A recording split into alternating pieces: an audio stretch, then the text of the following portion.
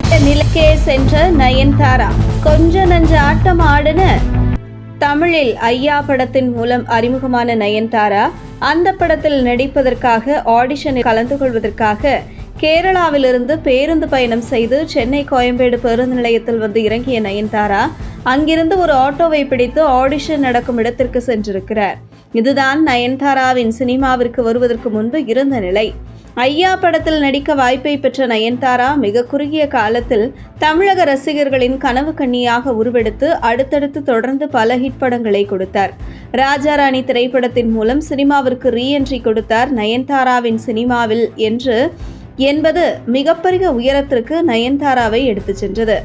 ஆனால் எந்த நிலைக்கு சென்றாலும் வந்த வழி மறந்துவிடக்கூடாது என்பதை சிறிதும் எண்ணி பார்க்காத நயன்தாரா தான் தமிழ் சினிமாவில் வாய்ப்பு கேட்டு கேரளாவிலிருந்து பேருந்திலிருந்து கோயம்பேடு பஸ் ஸ்டாண்டில் இறங்கிய பழைய நிலையை மறந்து தனக்கு பவுன்சர் வேண்டும், விலை உயர்ந்த கேரவன் வேண்டும், தன்னுடைய குழந்தையை படப்பிடிப்பு தளத்திற்கு அழைத்து வருவேன், அந்த படப்பிடிப்பு தளத்தில் தன்னுடைய குழந்தையை பராமரிக்கும் ஆயாவுக்கும் தயாரிப்பாளர் தான் சம்பளம் கொடுக்க வேண்டும் என்று பல கண்டிஷன்களை நயன்தாரா போட்டு வந்தது ஒட்டுமொத்த தயாரிப்பாளர் மற்றும் இயக்குனரையும் கோபத்தில் ஆழ்த்தியது.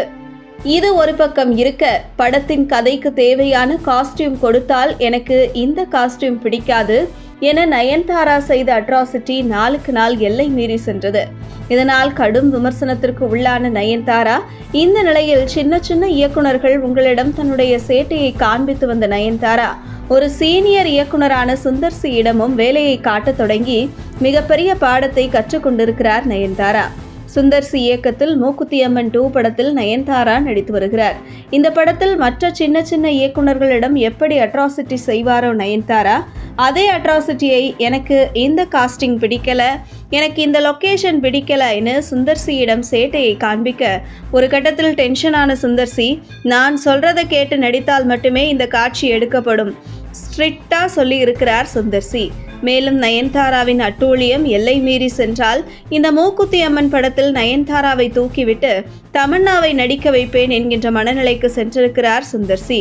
இந்த நிலையில் ஏற்கனவே தன்னுடைய மார்க்கெட் அதல பாதாளத்தில் விழுந்த நிலையில் மூக்குத்தி அம்மன் படத்தின் மூலம் மீண்டும் தன்னுடைய மார்க்கெட்டை நிலைநிறுத்த வேண்டும் என்ற நம்பிக்கையில் இருக்கும் நயன்தாரா சுந்தர் சி படத்தில் தன்னை தூக்கிவிட்டு தமன்னாவை போட்டுவிட்டால் எப்படி அஜித் படத்தில் விக்னேஷ் சிவனை தூக்கியதும் விக்னேஷ் சிவன் சினிமாவில் அட்ரஸ் இல்லாமல் போனாரோ அதே போன்று தனக்கும் நிகழ்ந்துவிடும் என்று தற்பொழுது சுந்தர் சி என்ன சொன்னாலும் எதிர்த்து பேசாமல் நடித்து வருகிறாராம் நயன்தாரா.